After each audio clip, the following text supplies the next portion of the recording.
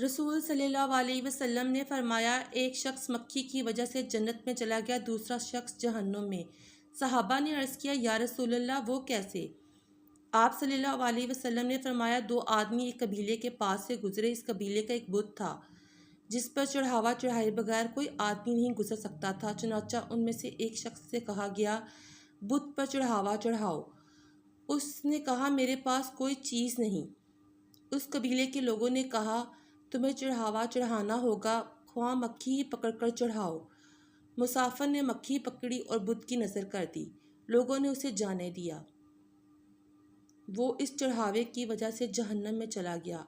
कबीले के लोगों ने दूसरे आदमी से कहा, तुम भी कुछ चीज़ बुत की नज़र करो। उस शख्स ने कहा कि मैं अल्लाह के सिवा किसी और के नाम का चढ़ावा नहीं चढ़ाऊँगा। लोगों ने उसे कत्ल कर दिया और वह जन्नत में चला गया।